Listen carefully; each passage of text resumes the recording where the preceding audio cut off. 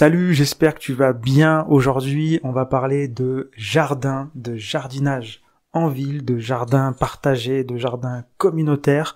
Voilà, on va voir comment est-ce qu'on va jardiner en ville, comment est-ce qu'on va se rapprocher de la nature, mettre les mains à la terre, apprendre à jardiner, même si on n'a jamais mis, justement, on n'a jamais, on n'y connaît rien au jardinage. Voilà, souvent quand on habite en ville, on manque de nature. C'est peut-être ton cas. Dans cet épisode, je vais vraiment te partager la clé pour ce genre de projet, pour t'éviter de perdre du temps, de l'énergie et de faire toutes les erreurs que j'ai faites, parce que moi aussi parce que justement je suis passé par ces erreurs, donc j'ai des choses à te partager. Donc hésite pas à te poser, à prendre le temps d'écouter. Pourquoi pas, voilà, on est sur un format de podcast, donc n'hésite pas à faire une petite balade ou à faire d'autres choses en même temps en écoutant. Et n'hésite pas aussi à prendre des notes. Mais en tout cas, tu vas voir, ça va être assez simple l'idée que je vais te partager, et je vais te donner pas mal de pistes dans tout ça. Donc allez, trêve de bavardage, c'est parti. Donc en gros, souvent quand on a ce genre de projet, si toi t'as envie de faire ce genre de projet, eh ben tu vas te dire ouais, en fait, en général, on se dit tout de suite, voilà, il faut que je trouve un endroit, il faut que je demande l'autorisation, il faut que je fasse une charte du jardin, il faut que je monte une association, il y a plein de trucs à faire. En fait, t'as envie que ça aille vite, pas forcément que ça aille vite, mais t'as envie d'être sûr que ça soit possible, en fait, qu'on te dise oui, ouais, c'est possible. Ici il y a un terrain, vous avez l'autorisation. Ensuite, il faut faire quelques démarches administratives et après c'est parti. Mais en fait, le problème c'est que si tu fais tout ça justement, tu crées un jardin, tu t'avertis tout le monde dans le village ou dans ta ville, dans ton quartier, t'avertis tout le monde qu'il va y avoir un jardin partagé, un jardin communautaire, et que t'arrives et que finalement il y a personne, en fait tu te retrouves à avoir fait tout ça pour rien en fait. Et pire, des fois il y a des gens en fait qui vont être là, mais vu qu'ils seront pas en fait impliqués dans ce projet, en fait ils vont attendre beaucoup de toi et ça va te demander beaucoup d'énergie. Donc finalement la première des priorités, ça va pas être de trouver un endroit, de créer une structure, de faire une charte ou quoi que ce soit. Ça viendra naturellement quand tu auras réussi à regrouper des gens, en fait. Parce qu'en fait, moi, comme t'as dû peut-être, si tu me suis depuis longtemps, tu dois connaître un petit peu mon histoire par rapport à mon expérience avec le jardin partagé que j'ai fait dans mon village. Mais en gros, c'est vraiment l'erreur dans laquelle j'ai foncé, c'est d'abord aller voir avec en fait la première chose sur laquelle je me suis concentré, c'est de trouver un terrain, quoi, finalement. J'avais besoin de trouver un terrain pour être sûr que ça soit faisable avant d'en parler autour de moi, finalement. Et donc j'ai commencé à chercher un terrain, c'est là où je suis rentré en contact avec la mairie et puis le maire, et je lui ai parlé de mon projet et qui m'a dit qu'il était d'accord, qu'il m'a même proposé un terrain, et finalement, on est allé hyper vite dans le processus, et parce qu'en général, avec la politique, avec les institutions, ça peut être très long avant que les choses commencent. Et en fait, d'un coup, quand c'est ok, en fait, faut que ça soit fait tout de suite. C'est soit ouais, on verra plus tard et tout, et ça peut traîner pendant des années, mais du moment où c'est ok, on part sur le projet, en fait, il faut déjà que ça soit fini, en fait. Donc, c'est compliqué. Donc, voilà, moi, c'est ce qui m'est arrivé. On allait trop vite. Il y a eu des gens qui étaient intéressés, mais au final, on a eu trop vite le jardin, et on n'a pas su créer une cohérence dans le groupe. On n'a pas su s'aligner, voir si on avait pris ne serait-ce que quelques mois, voire un an complet avec ces personnes-là qui sont venues dans ce jardin que j'avais créé, que j'avais lancé l'initiative, finalement, on se serait rendu compte que on n'était pas dans la même dynamique, que il y avait que moi qui était vraiment dans cette dynamique de découvrir des nouvelles techniques de jardinage, éviter, bref, je vais pas revenir dans les détails, mais en gros, on n'était pas du tout tous sur la même dynamique, sur les mêmes valeurs. Et ça, si on l'avait vu avant, ça m'aurait évité en fait de perdre du temps créer une association, à trouver un terrain, voir avec le maire, tout organiser, tout planter, tout. Et au final, au bout d'un an, le projet voilà était terminé. Après, j'ai quand même continué ce projet. Avant et après ce projet, je suis allé à la rencontre d'énormément de projets de jardins partagés dans toute la France. Et en fait, ce que j'ai remarqué à chaque fois, justement, les jardins, leur grand problème, en fait, c'est un problème d'organisation, c'est un problème humain au final. On sait pas quand est-ce qu'on doit venir au jardin, on sait pas qu'est-ce qu'on doit faire au jardin, on sait pas est-ce qu'on a des travaux à faire, est-ce qu'il manque du matériel, comment on organise le matériel, comment on entretient le matériel, comment on stocke. En fait, c'est vraiment un projet de jardin partagé, c'est un projet humain avant tout, et c'est vraiment ça qu'il faut comprendre. Et ceux qui fonctionnent, c'est vraiment ceux qui ont pris leur temps de se connaître, de rassembler des personnes autour de soi, de voir comment le projet, avec les personnes qui vont composer ce projet, en fait, tu vas voir à quoi ressemble le projet. Le projet du jardin va être qu'un reflet des personnes qui y sont à l'origine. Si tu te retrouves avec... en fait, dans un jardin partagé, on n'est pas obligé que de faire du jardinage. Il y a plein d'autres trucs à faire. Comme je disais, il y a un côté organisationnel, il peut y avoir un côté administratif, un côté trésorerie, un côté...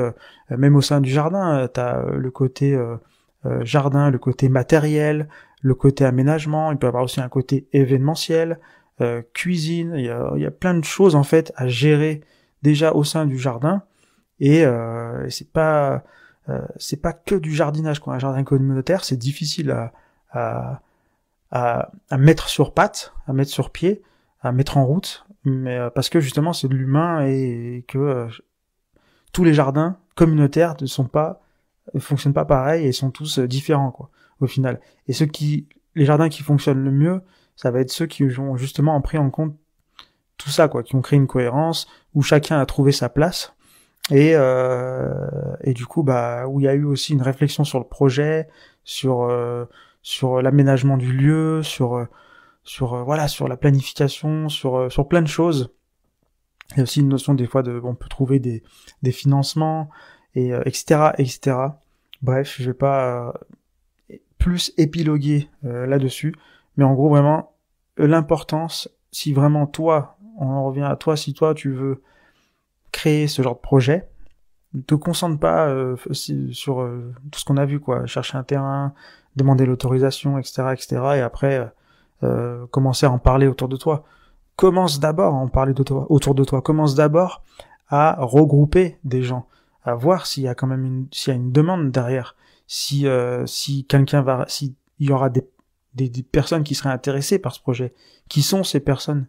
Comment est-ce que tu peux collaborer? Comment est-ce que tu peux entrer en symbiose avec eux? C'est vraiment sur ça que tu dois te concentrer. Et je vais te donner quelques petits conseils.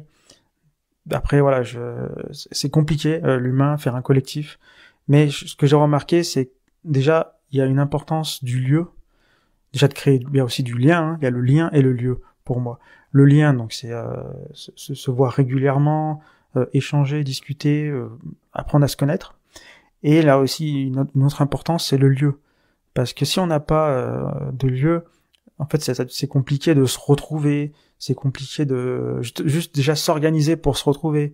Donc faut que tu trouves soit un lieu où tu peux proposer des rendez-vous, on va voir ce qu'on peut proposer, mais tu vois, soit un lieu, soit quelque chose qui crée du lien. Ça peut être aussi des balades, peut-être un groupe de randonnée, tu vois. Il y aurait plein de pistes à explorer, mais je remarquais que c'est plus simple quand il y a un lieu dans lequel tout le monde peut se retrouver à peu près. Ça peut être un bar, ça peut être n'importe quoi, un café associatif, mais vraiment essaie de voir si dans ton quartier, dans ton village, il n'y aurait pas un lieu où tu sais que tu peux proposer des rendez-vous réguliers, tu vois, par exemple tous les mardis soirs, tous les, je sais pas, une fois par les premiers du mois, etc., où chacun sait que il peut venir, parce que c'est pareil, pour communiquer, des fois c'est compliqué pour s'organiser, se retrouver tous au même endroit au même moment, alors que quand tu sais qu'il y a un endroit où tous les mardis soirs, par exemple, il y a quelque chose, c'est plus facile de communiquer là-dessus et de se regrouper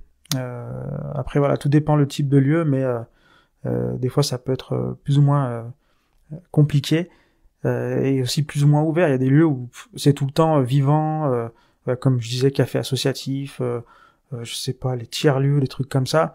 Il se passe toujours quelque chose. Il y a toujours ce lien qui se crée dans un lieu.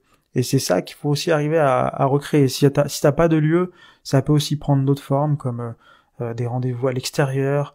Mais voilà, il faut arriver à trouver quelque chose pour créer du lien et communiquer pour que justement les gens sachent qu'ils peuvent venir, qu'ils peuvent venir ici. Après voilà, il faut que ça soit aussi des activités ou des lieux qui soient proches des gens qui sont sensibles à l'écologie, qui sont sensibles à la nature, qui aiment tout ça.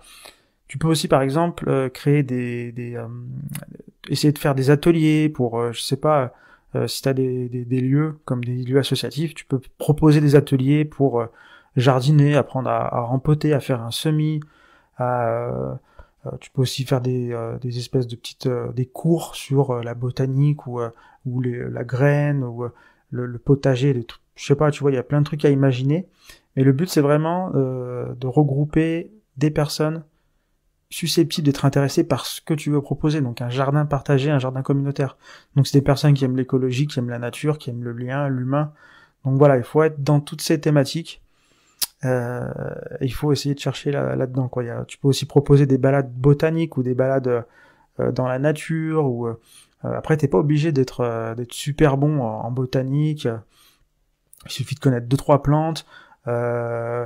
Et 2-3 histoires dessus, des utilisations qu'on avait par exemple dans le passé au Moyen-Âge, ou des utilisations qu'on a aujourd'hui dans la médecine, ou même je sais pas, dans l'artisanat. Voilà, les plantes, il y a plein de choses à raconter autour des plantes. Et voilà, il y a aussi d'autres balades là en ce moment on entend pas mal parler et qui m'intéressent beaucoup. C'est les balades du temps profond. C'est en gros une balade où on va parcourir 4 km et demi, et en gros, chaque pas que tu fais dans cette balade représente 1 million d'années, et le but c'est de reprendre l'histoire de la Terre du début jusqu'à aujourd'hui, et où on va aller sur différents moments clés dans l'évolution de la Terre, les périodes de glaciation, l'apparition de la vie, l'apparition de l'eau, etc., etc. Et en fait, on va pouvoir se représenter le temps qui passe au travers de cette balade, et on va se rendre compte que finalement on est arrivé il y a très peu de temps sur Terre, etc., etc. C'est vraiment une super balade où on peut avoir pas mal de prise de conscience. Enfin voilà, j'en reparlerai probablement bientôt, mais voilà, ça peut être aussi quelque chose d'intéressant. Donc se rapprocher des gens qui te ressemblent finalement, qui ont envie de faire du jardinage. Et voilà, bref, je pense que le message est passé. Sur ce, écoute, si ça t'a plu, n'hésite pas à t'abonner, laisser un commentaire, partager, etc., etc. Et on se retrouve dans un prochain épisode. Salut!